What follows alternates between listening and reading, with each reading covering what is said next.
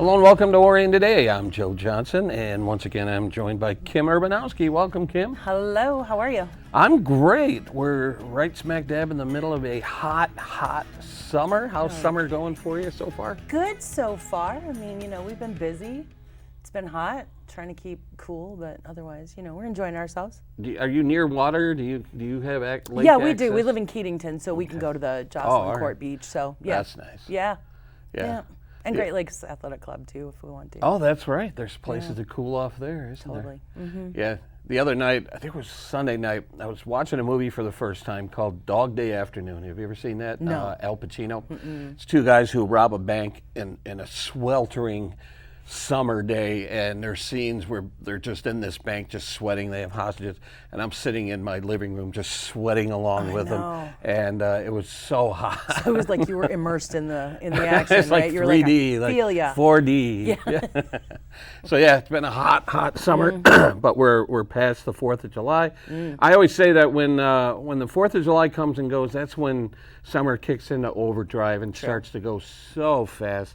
We're seeing Halloween stuff in the stores already, and Oh, that's not okay. It's not. You don't need to prepare that early for Halloween.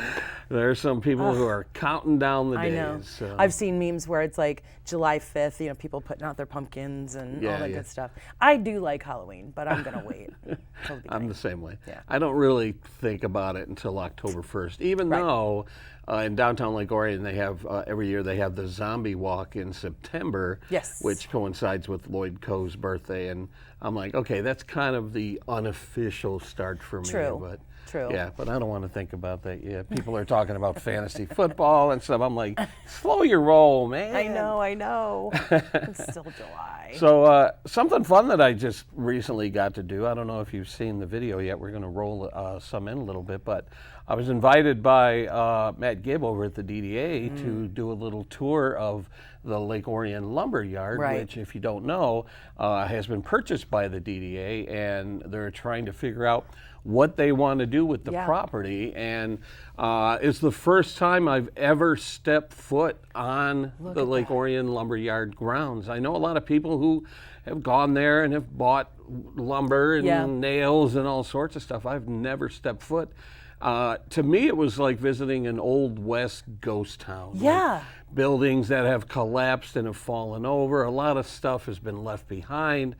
And so they're going to try and raise a little bit of money by selling some of the stuff.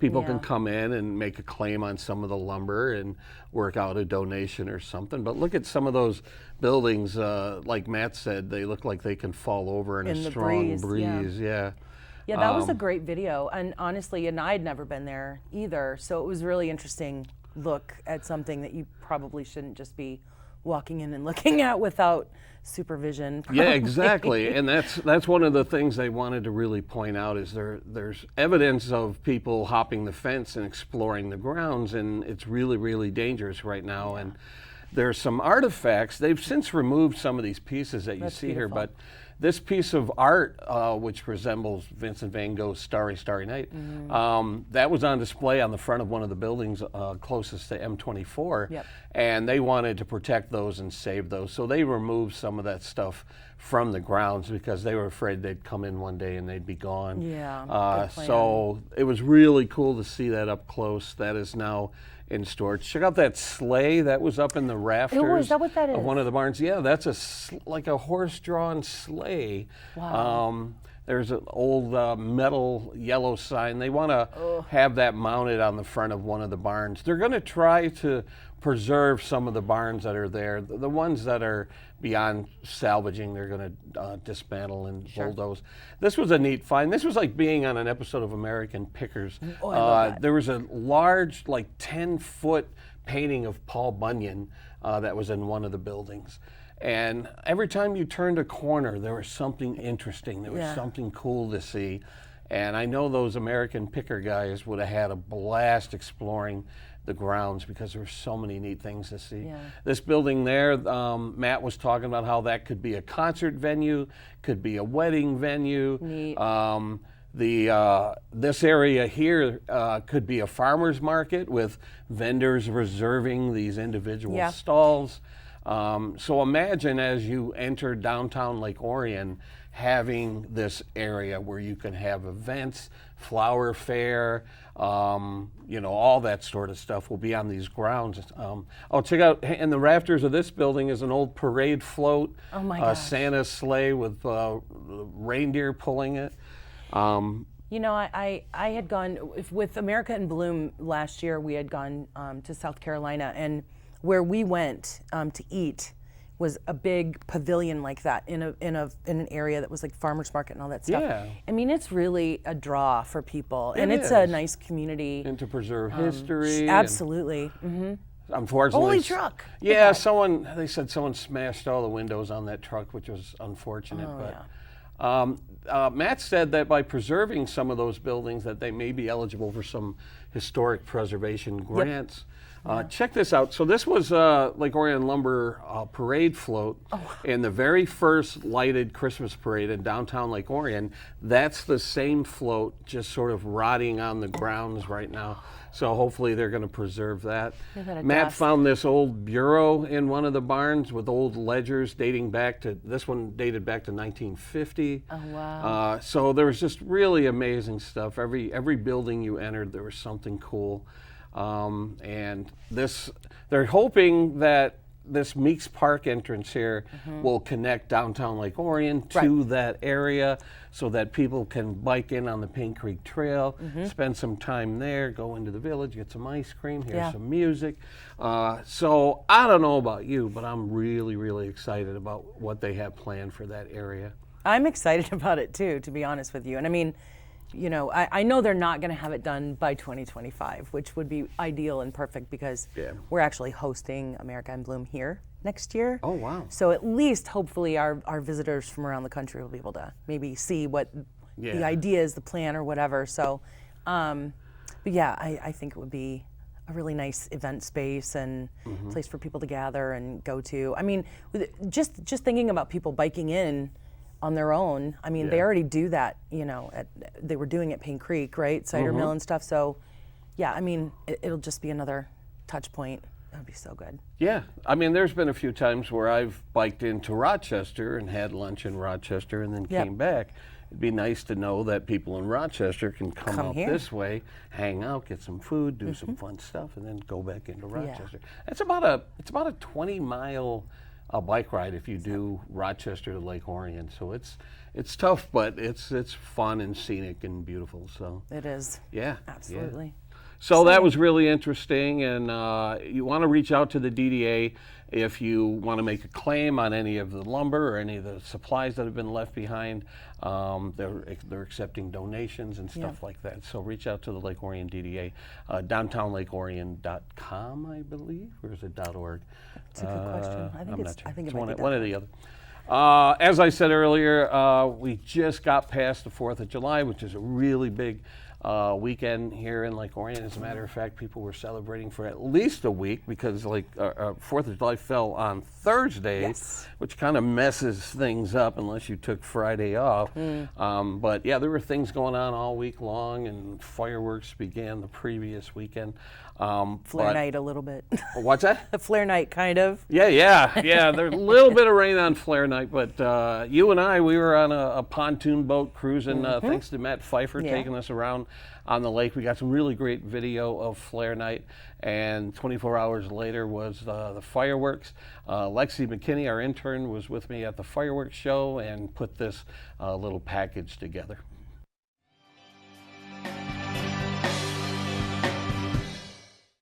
On the evening of Friday, July 5th, Lake Orion residents came together to light up flares around the shoreline of the lake, which is a tradition that the Lions Club makes possible every year.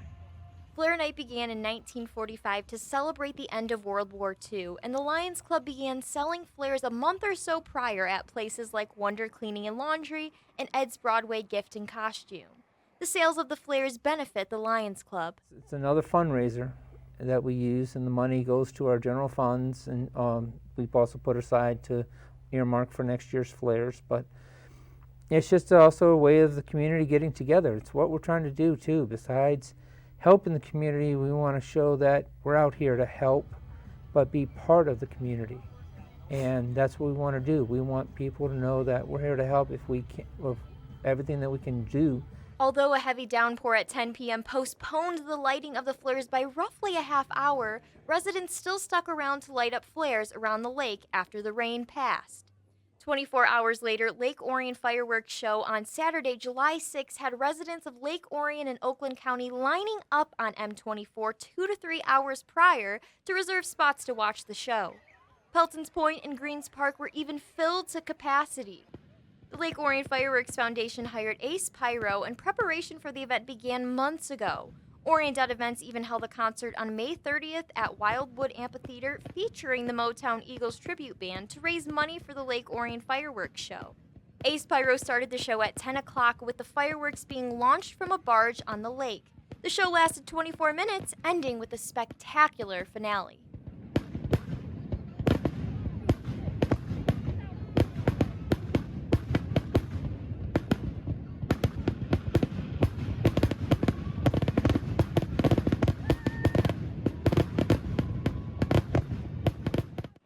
The Lake Orion fireworks have experienced several changes throughout the past 3 decades, from volunteers launching fireworks over here in Greens Park to the dueling fireworks shows over the lake. One thing remains the same, and that's that families come together from miles away to experience what some may say is one of the best fireworks shows in all of Oakland County. From Greens Park, I'm Lexi McKinney reporting for ONTV News.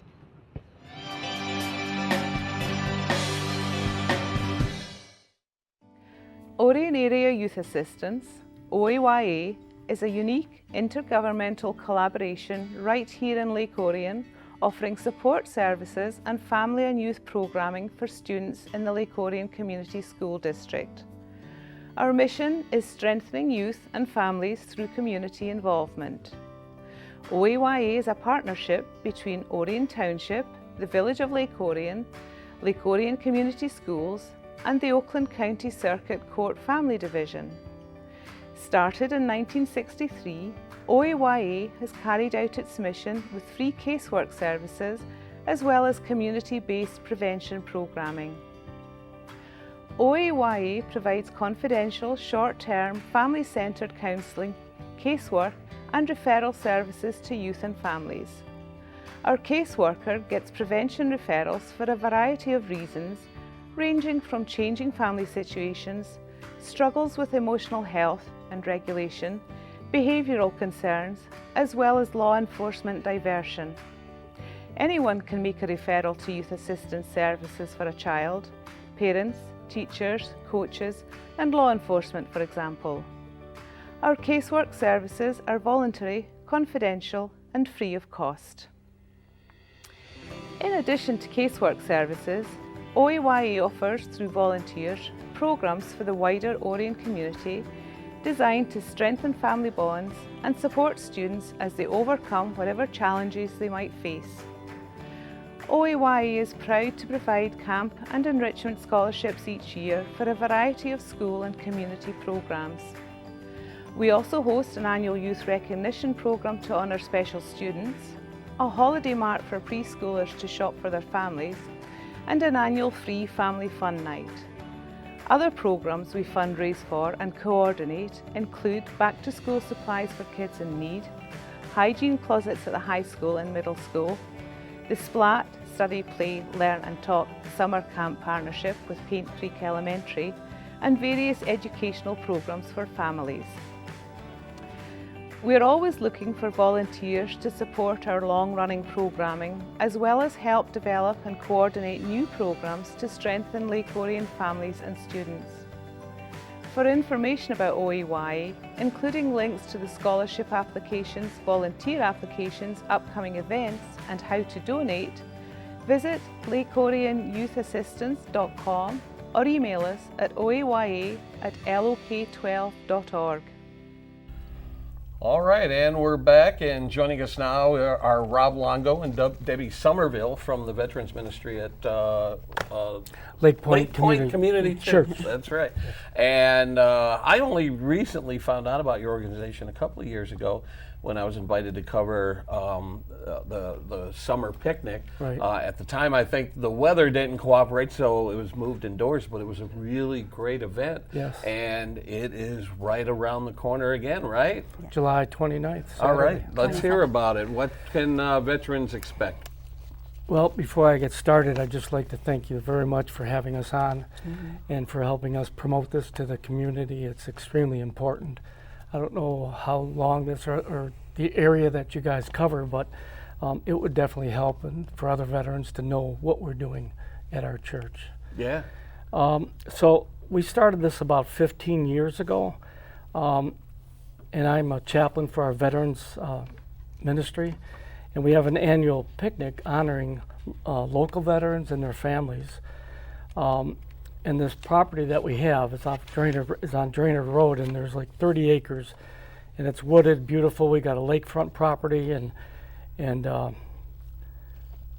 it's about a half a mile west of Lapeer Road on Drainer Road. So usually every year we have a vintage auto show. Guys bring their old Fords and Model A's and T's, and other people that hear about it, they also bring some of their cars from the 50s and 60s. So anybody out there that's a veteran, you're always welcome to come, bring your family, and if you have an old classic car, you're more than welcome. We serve approximately 300 to 400 guests each year, and about half of them are veterans with their families. This year, we will have veterans come from the New Michigan Homes for Veterans in Chesterfield Township, and vets from the VA Medical Center and Community Living Center. There's several veteran organizations and advocate groups which will also be there this year. The VFW and the Auxiliary of Oxford, Vietnam Veterans of American Oakland County, People of Impact, which is a new organization up in Lapeer, Neighbors Helping Neighbors, and the list just goes on.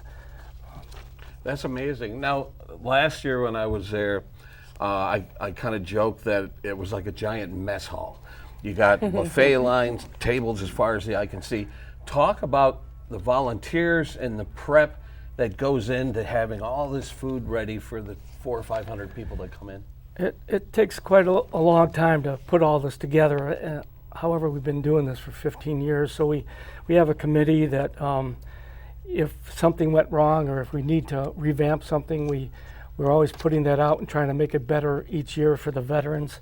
There's a lot of people from our church and our community that help out, over 100 volunteers. We set up Friday the day before, like I said, about 100 volunteers, and just a lot of people taking time out of their lives to help support our veterans ministry.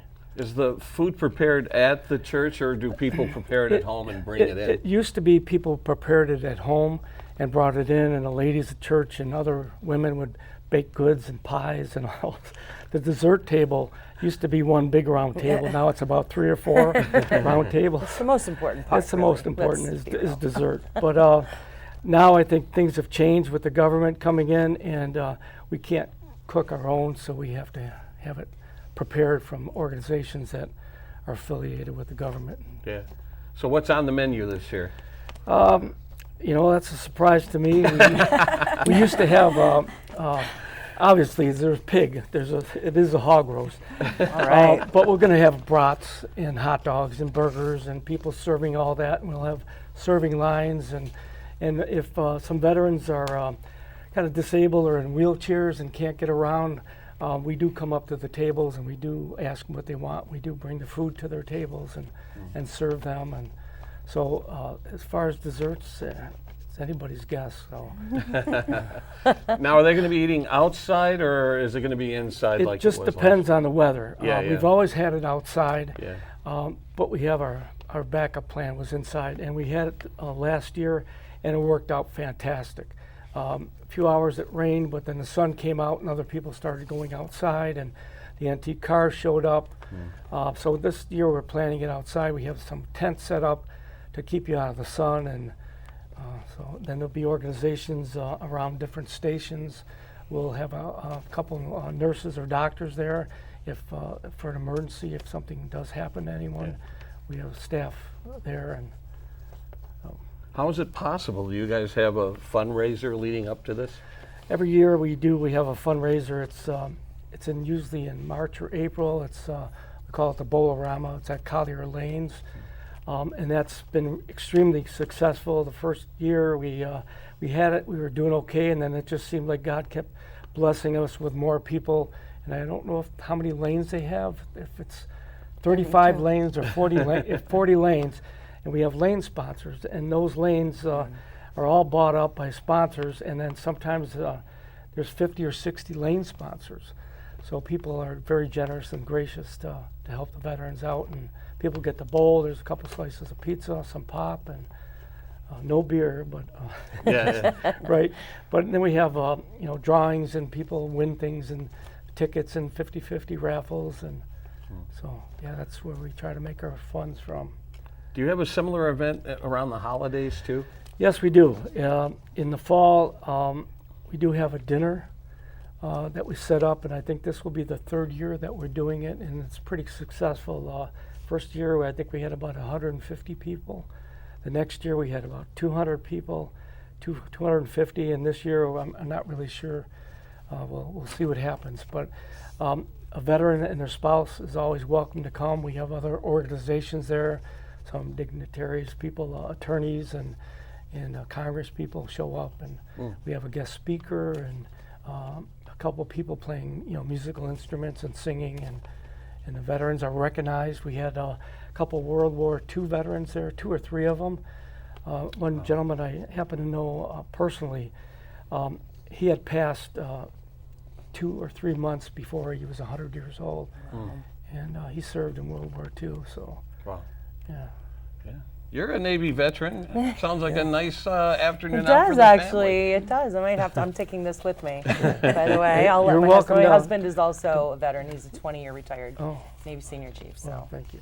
I might have But to. you're welcome to bring your family to that event. And, Absolutely. Yeah. Yeah. I'll let him know. I don't think we're doing anything, honestly. there you go. There you go. It's good Talk about why you do it. What kind of reactions do you get from the veterans who come out? I mean, it's one day, but I would imagine this means the world to the people who are there, not only to get a meal out of it, but to be around like-minded people who had similar experiences. So talk about that. Why do you do it, and what kind of reactions do you get? So it's the camaraderie. You go in the military, you leave your home, your family, and you're in a strange environment, and you have to kind of get along with people from the south, from the north, from different environments where they grew up differently, and but you come together, and you got each other's back. You're for one another. You're not alone. And nobody's ever left behind.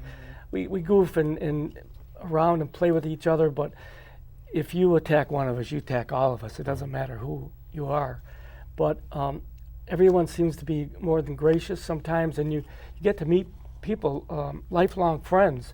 And I served in 1968, from 68 to 72 during the Vietnam War, and I was an aircraft mechanic and a crew chief, so I got to fly on cargo airplanes, and I've been all over the world, and like I said, four continents, 20 different countries. So getting to meet other veterans and other people in the service areas, getting connected with them, and still being connected with them, 50 some odd years later. So just awesome. One of my favorite things, I was also a Navy brat, so a lot of, my first 10 years of life was spent with my dad being in the Navy, and one of my favorite things that we used to do, we lived in Hawaii when I was younger, and my dad would bring back, he was out on the Japanese ship for a little while. He was, we had Australians come. It doesn't, there's this interesting thing that happens with people who serve in the military, not just here, but, in other places too. You just kind of, it becomes an instant community. You have, common language, and you just want to take care of each other. Yeah. We never had a Thanksgiving alone, even if my dad wasn't there, because thered be somebody at our table. So it always seemed like, barbecues all the time on the beach and that type of thing. So it feels very like what I would have experienced years ago. So that's an interesting concept to think about. It's a common language and a common feeling that you. And when we got out during the Vietnam War, it wasn't like World War II. The veterans were taken care of. It was a totally different world. When we came out, they kind of shut us down. We, turned to ourselves, and there was a lot of things going on in our lives and trying to readjust back to civilian life, and people have turned inward and using drugs and alcohol and other things, and we had no support. There was nobody that stood up for us, and it was difficult to process all of that, and we served this country. We signed up to serve. We didn't run. We didn't move to Canada. We didn't I didn't burn my draft card. I said I will do this, and to serve my nation. A lot didn't have a choice. I mean, the draft was still in effect. Oh yeah, big time. And it must be pretty special for you. I mean, I know it's taken a long time for this to happen, but like you said, immediately after the Vietnam War, things weren't positive. You guys experienced a lot of negativity. Now when you go out in public, if you wear a hat, if you wear something that identifies you as a veteran, people come up, shake your hand. That's got to mean a lot to you. It does. So the reason why I wear my hat or whatever is to show people that I've served, and it opens up some communication. People will say, "Thank you for your service. Did you serve?" "Yes, I did." And then we got some dialogue, or we'll be walking in the supermarket with this hat on, and some young kid would come up and say, "Hey, thank you for your service." And so it opens up the door for people to have a dialogue about what we have done and where we are today. And some of our young children have no idea. Haven't been a part of a war since the Iraqi war, Afghanistan, all that stuff. So they get a better appreciation of understanding of who we are and what we've done for this country and what we've sacrificed. They have a saying that, some gave all, but all gave some, and it was part of their lives that they've given up for this country. So, yeah. Well, this picnic is a great way to thank veterans for their service. If veterans do want to take part in this, do they need to register ahead of time? Can they show up day of? What do you recommend? Well, maybe Debbie, you want to? Well, on our QR code, you can register because we need a food count. Oh, sure. I'm part of the cooking and serving group, so it's good to know how much food I need to prepare and have ready and how many volunteers we need for the kitchen and the food tent. So, but you can just show up. Yeah. Yeah, we're always prepared. Kind of like the service, we're always prepared. Just make extra. It'll go away. Right. It'll get eaten, just make extra. We do. Yeah. And if there's enough food left over, we have packages and we pack it all up and give it to the veterans. They could take it home. And these veterans are living in shelters and some just living in homes that are always welcome and invited. But yeah, well, that's great. I understand the church has a website, lakepointcc.org, where you can find more information. You can email Karen Collier Finch. I'm sure you know who that is. Karen Finch. Yeah, Karen Finch Collier. She's our new leader. Yeah, she's a major, retired major from the Army. And Bob Tenbosch used to be in charge, and he had kind of stepped down, and Karen has taken his position. Oh, fantastic. But he's still involved, so. Okay. Yeah. Her email is cmfinchy, Finchy, @yahoo.com. So if you're a veteran, reach out and enjoy a great day with like-minded people, and I'm sure you'll have a lot of fun and a lot to talk about. Yes, sir. So thanks for doing this, and thanks for coming out here today. Well, and thanks I'm for having glad us. we can help you get the word out. We've been promoting it on our channel and on Facebook and everything. So We appreciate that. All right. And it's for serving the veterans, Sure. For myself, I just I serve God first, I serve others second, and myself last. So you put yourself in that posture, and you're happy. Awesome. Right. I'll be there with my camera like I was last year. So and look for bring me an appetite around. also. All right. Thanks for coming out. Yes, sir. And we are going to take you now. The Township's Wildwood concerts are underway. They're every Thursday night. The free ones are Thursday. The free ones are Thursday nights. And movies. Yeah, and free movies, So here's a clip from a recent Wildwood concert. Now it gives me a great deal of joy to bring to the stage the Lake Orion High School Band. Show some love.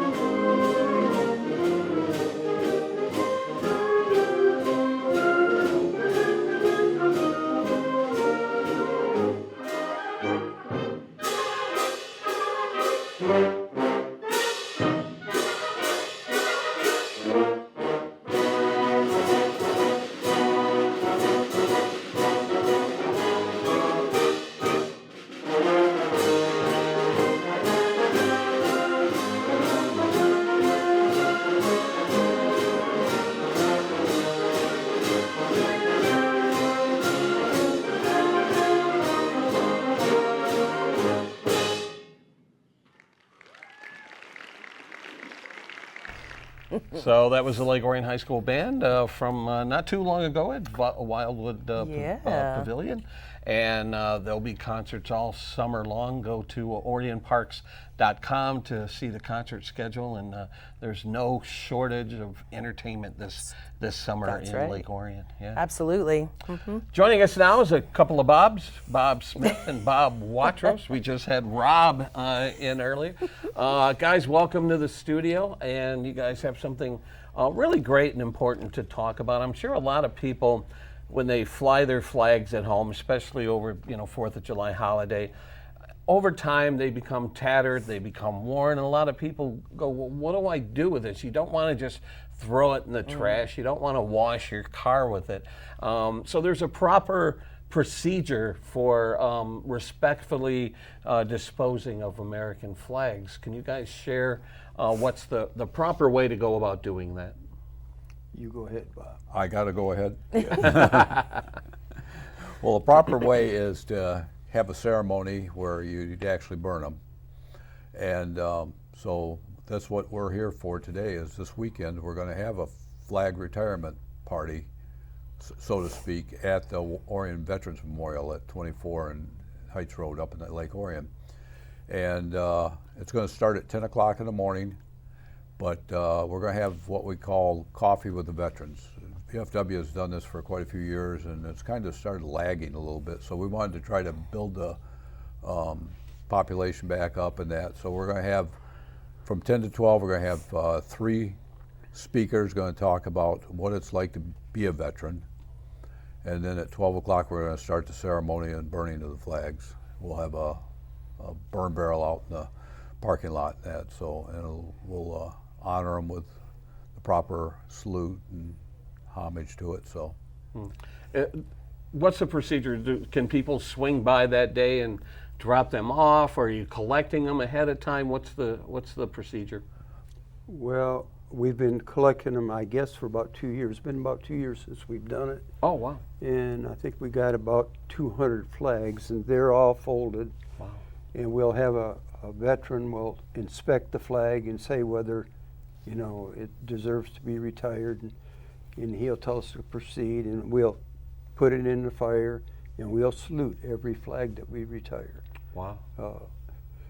And I think we have about 200 right now. But if somebody brings the flag Saturday and they want to, you know, do it themselves, we will gladly stand there and we'll salute the flag for them while they place it in the fire.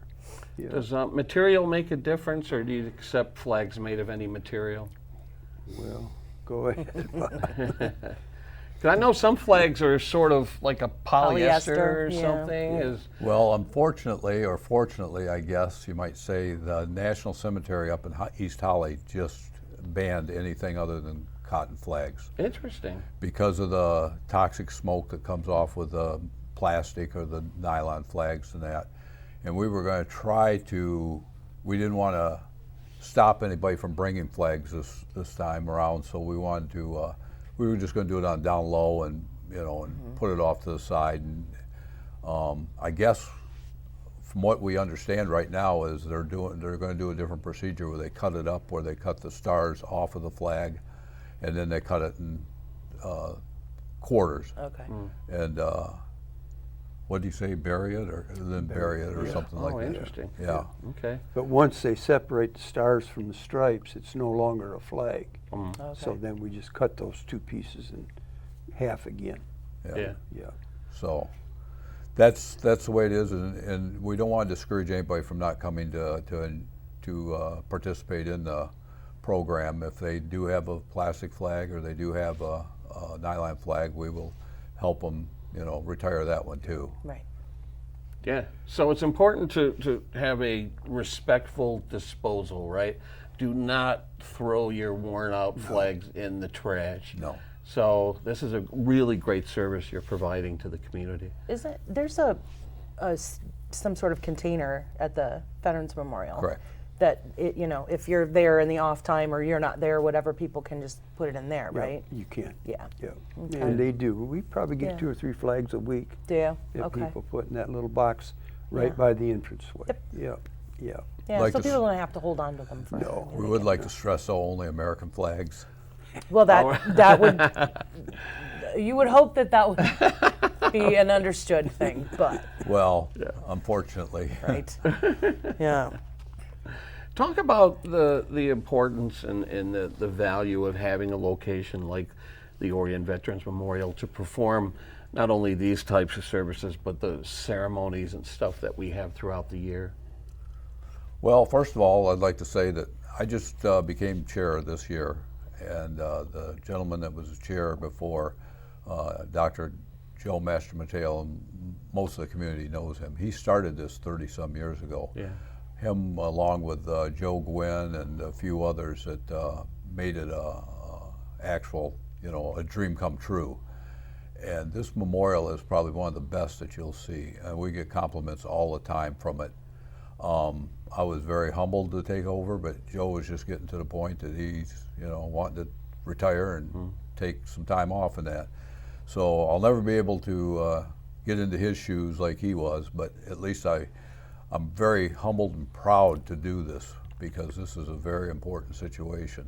And this memorial is, and just to also add, the reason it looks like it does is because the gentleman sitting next to me here to my right, Bob Watros, is there just about every day. Fridays you'll find him on his stomach cutting the grass with scissors, so it's manicured perfectly. But this man here is so invaluable to us because he keeps that memorial. And you know, when he wants to retire, I don't know what we're going to do, because he takes us to his heart too.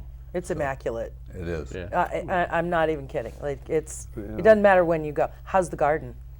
garden is really doing Okay. good. Come along, I gotta swing. Oh, we'll see it this Saturday. I'm curious. Anything ripe yet, or is it? No, but I looked this morning and those tomatoes are about the size of a golf ball. I yanked a radish through the last time I was there for the tour. It was a tiny little radish, but I really, really wanted it.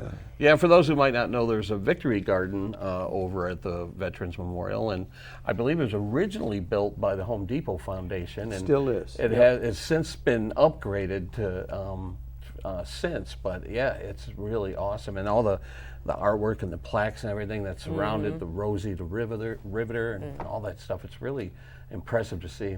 Well, the Home Depot still is active up there. They supply the plants and they maintain them all year. A girl by the name of Lana Hart, she gets off work at 3 o'clock and she comes up there almost every day to water it. Does she though? Yeah, Okay. and talk to them, make sure they're growing good. You gotta talk to them or they won't get big.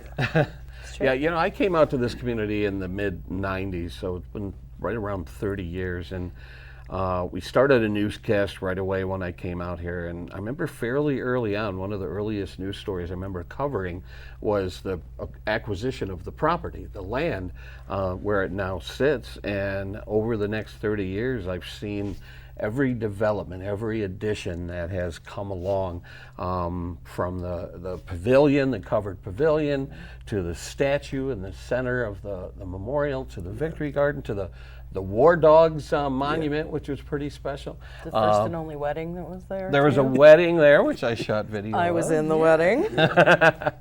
And to see all the events, 9/11 Patriot Day ceremony, Memorial Day ceremony, it's really become a kind of a central hub of this community. We even had a funeral there one time. They had an Air Force man, and they came up here from, what is it? The Air Force, big Air Force base south of here in Ohio, or Right, Patterson? No, no, I'm not. I'm sorry. It's a big. ooh, the museum and that down Yeah, there?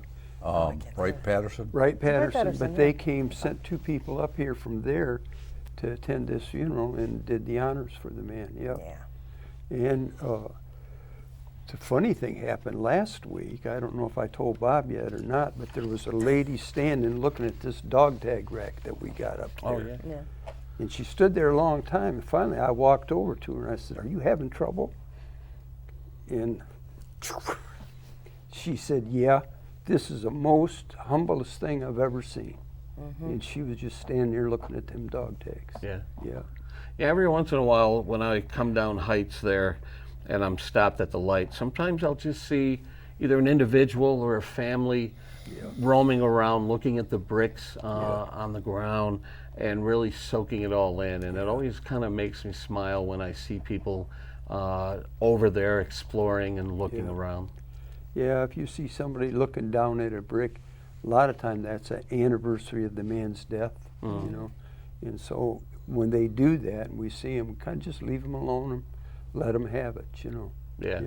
That's what it's all about too, is people can come and think about their family member that's there that sacrificed his life in the military or a veteran. So that's what it's all about. I heard these people that was ahead of us here talking about World War II veterans. Both those veterans that he talked about are dead this year. Yeah. Don Steiner and Ernie Baker, both. You know. Yeah. Yeah. And Don, if I remember correctly, was at the Memorial Day He was. service. He passed away just a few days later after Memorial Day. Yeah. Yeah. Now, occasionally when I'm at the memorial, I'll be shooting video and I'll look down at my feet and I'll see coins on the pavement. Can you guys explain the significance of leaving coins on the bricks at the memorial? Okay. Pennies mean that you was with him when he died. No. Pennies mean that you went to boot camp with him. Okay. Excuse me. Nickel means that you served with him. And a dime means, I forgot what the dime means, but then the quarter means you was with him when he died, and that's how far it goes. But all those coins have a meaning. Yeah. And, sometimes there's quite a few Yeah, I've pennies noticed. out there. Yeah. Yeah. And we have one girl that if her pennies get taken off, she puts them back on. Right, She's right. right there. I don't know who she is. I've seen her there. Yeah. But yeah, she keeps a penny on her dad's brick. Wow. Yeah. So if you visit, don't pick up the coins. No. They're there for Well, we have to tell the old folks, you know, don't pick them up and leave them there. Yeah. So what's the next event at the memorial? Is it going to be the Patriot Day ceremony? You want to talk about that? Well, my guest speaker is sitting to your left. this Are you year. speaking this year? I am. That's Wow, why I don't look at understand why she's sitting here. She'd be home working on her speech. Every time he sees me, he says, "Why aren't you at home writing the speech?" Oh my gosh, the pressure. I can't. Anyway, what I'm looking for this year is somebody who was back at home that had somebody that was in the military or something on that day, what their thoughts, what they were going through as a civilian. Now, I know Kim is ex-Navy also, but she was not in the Navy when that happened. And, you know, I've pretty much ran out of options after the Lieutenant Colonel last year, because other than her, if I could get former President Bush to speak, I'd be okay, but I don't know if I'll ever be able to match her for military. But Yeah. she was awesome. But That was Cindy. Cindy Wright. Oh, the story that she had being on Air Force One on 9/11. That was amazing to hear that. So that's what I'm looking for this year, and beyond 9/11 at 7 o'clock probably, or I haven't, you know, we haven't even started that. We're still trying to get through these events and that, but Yeah. that'll be coming up. So Do you know what day of the week 9/11 falls on I this year? don't know. somewhere between Saturday and Sunday. Cindy Wright is going to also be one of our Yes. speakers come Saturday, and she's going to tell what it means for her to be a veteran. Yeah. Yep. 9/11 falls on a Wednesday this year, so Okay. right in the middle of the week. So yeah, that's always a moving ceremony, and I'm sure the fire department will hang the flag over M24, which is always something to see. It's always and magnificent to There's see. music and speeches, and it's pretty moving and important that we continue to do this in this community. And the community usually comes out to show their support. So We're talking 23 years now. isn't it hard to believe? That's amazing. But at the end of the night, I look out over the crowd and I'll see people with tears in their eyes. Yeah. And I even get choked up still. It's a very moving situation. It's the first time and only time that this country has ever been attacked for no reason whatsoever. And so it was. We talked about it in a couple of sessions here, where what were you doing, and you can still pop up right away what Yep. you were doing. Oh, sure. Yep. That particular moment and everything. So What's amazing to me is there's a generation of adults, I guess you can call them, Yes. that weren't born yet or have no memory of it because they were an infant or a toddler. And that's always amazing to me to think that there are people who have no memory of what happened on that day. 4 out of 5 of my kids. Yeah. 4 out of 5 of my kids have no idea. That's But a lot. they've been, now, we took them when they were very young to the memorial when we had, I don't remember when that was, the piece, you could touch it, and it was probably, Oh, yeah. the artifact. yeah, like Yeah. 2012 or something maybe. I don't remember when that was. But we were there, and I just remember looking at my kids experiencing that and thinking, holy cow. Yeah. We have a piece here in Lake Orion, right? I acquired that, I think around 2011, 2012, and we built a mobile rack for it. Yep. And we would take it to schools and stuff like that, but then after I retired, they decided it's permanently affixed up at Station 1 uptown. Oh, okay. So it's still there. I still get asked just about every Patriot Day, where's the piece of I-beam steel?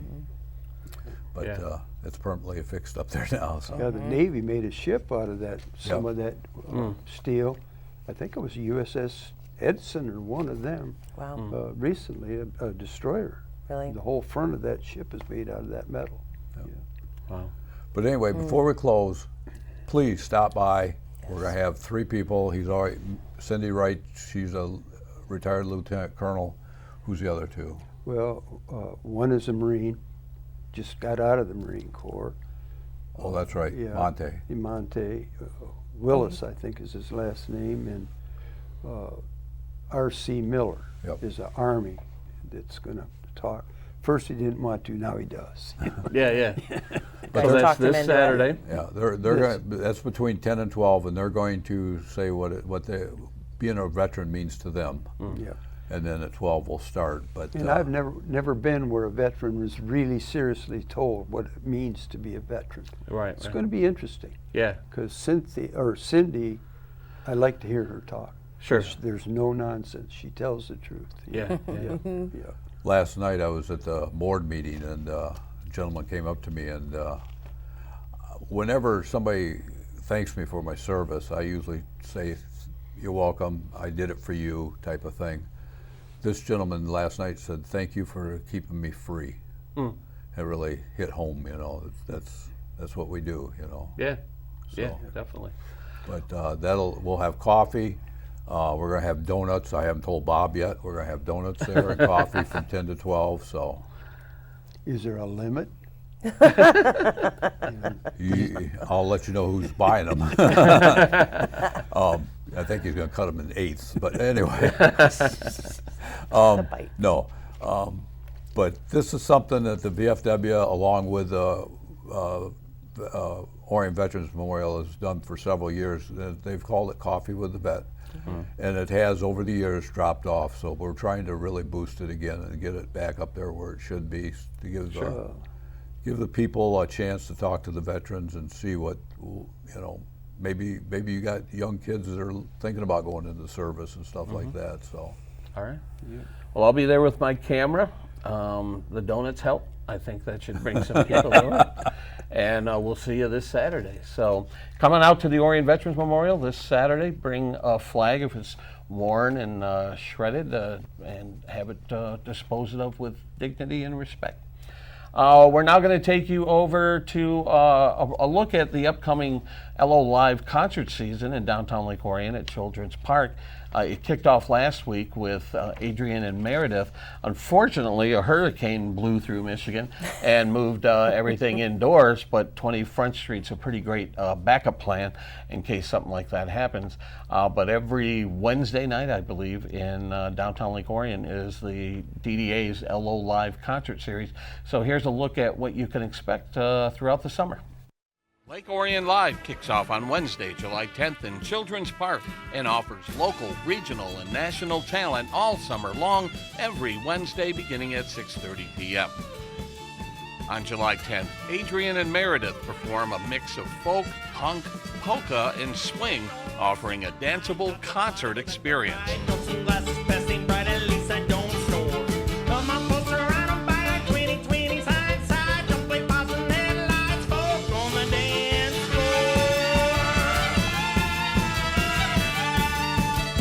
On July 17th, the award-winning Jill Jack returns to Lake Orion. This Michigan native performs self-written songs in a style she describes as Americana, incorporating elements of folk, rock, country, pop, and blues. When I was young and sweet thing. On July 24th, modern country pop artist Grace West graces the stage in Children's Park. You may recognize this Canton, Michigan native as the second-place finisher on season 23 of The Voice. Blake Shelton described her as the real deal. We don't have to be lonely tonight.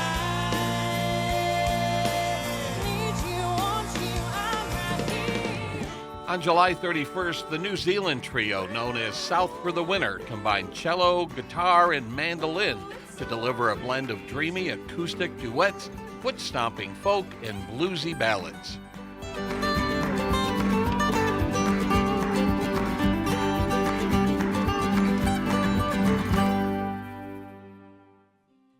On August 7th, Michigan native May Earlywine comes to Lake Orion. May writes, sings, and plays the guitar, piano, and violin. She has released over 15 albums since the early 2000s, and her songs have been said to wash over the audience like a tender hug.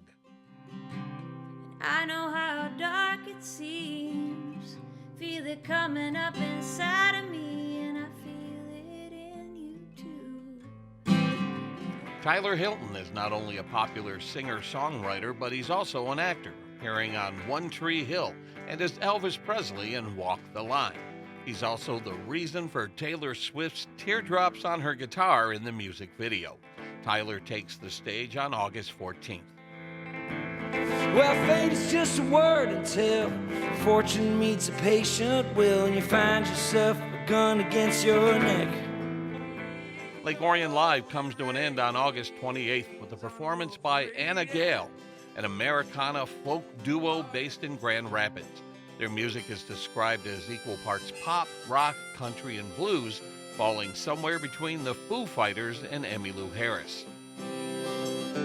Wish you would, wish you would, wish you would have told me sooner.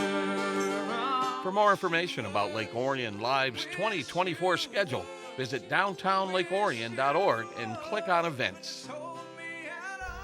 So yeah, really impressive lineup over in Children's Park, weather permitting. Normally, if the weather cooperates, they're performing in the gazebo, and that area is just, it was specifically designed, it was renovated a few years ago to kind of create this tiered level seating so that the whole park almost becomes like an amphitheater around the gazebo. So there should be some pretty great performances this year. And I have to admit, I'm trying to score some points with my niece. My niece is a huge Taylor Swift fan. And so as I was looking up the concert schedule for this season, the name Tyler Hilton came up. And as I was researching him, I found out that he's not only a musician, he's an actor. And he was in a TV series called One Tree Hill, which I've never seen, but some people are fans. He was in a movie, Walk the Line. It was the Johnny Cash story, and he played Elvis Presley in the movie. Stop. But the one aspect that I'm really hoping to score points with my niece with is that years ago, early on in Taylor Swift's career, one of her first big hits was Teardrops on My Guitar. Yes. And there's a music video which shows a guy who is the reason for the teardrops on the guitar, and that is Tyler Hilton, who will be right here in Lake Orion. He was in Taylor Swift's music video early in her career. That'll do it. So I invited family to come out. We'll see if they come out to see him, but I will be there with camera in hand to record that concert. We're going to record as many of the concerts as we can and play them back on ON TV and put them on YouTube and social media. So hopefully, if you can attend the concerts in person, which we strongly encourage you do, you could watch them after the fact. And Adrian and Meredith, who performed last week, they were just fantastic. They were really great. And like I said, you know, they had to move indoors to 20 Front Street, but that is such a beautiful setting. Have you seen any performances at 20 Front Street yet? Oh, yeah. Yeah, absolutely. It's just a stunning venue. It's unlike anything else, honestly. I've seen that, and then I also saw Anthony Grappito there once too. Oh, so. yeah. But a couple shows I've seen there. Yeah, it's just, I mean, it's like a warm little hug, sitting in there. Like it's just so calming and cozy, and the sound is amazing, and it's just the way that everything feels in there. It's so good. It's when really I interviewed Adrian and Meredith prior to their show, and I asked them about the venue that they were about ready to perform in, and they said, "Oh, we've been here before," and they said it reminds us of being in church. And I said, "Well, the pews help." Yeah. And they said after the show we'll do some prayers, and they started laughing. But it does kind of have that vibe. It's like a revival church sort of a thing, but it's a really great venue. So be sure to get out Wednesdays beginning at 6:30. If weather is permitting, they'll be in the gazebo in Children's Park. If not, they have an indoor space. So they won't get canceled. They'll just get relocated to the other location. So it's not a bad contingency plan. All right. How are we doing on time? Oh, are we out of time? Oh, we were chatting too much. I don't know if we don't have time for quick hits, do we? Well, there's lots of stuff going on here in Lake Orion. Sorry we ran out of time for quick hits. but there's lots of events coming up. As a matter of fact, I just found out that the Kids and Cops Car Show is on the 28th, which is a Sunday, in downtown Lake Orion, where they close the streets off and they have classic cars in downtown Lake Orion. That's a fundraiser for the Shop with a Hero program and Kids and Cop program over at Blanchams Elementary. Lots of stuff going on, but we're going to have to wrap up right now. Kim, thanks for coming out. Thanks for having me. And we'll see you next time on Orion Today.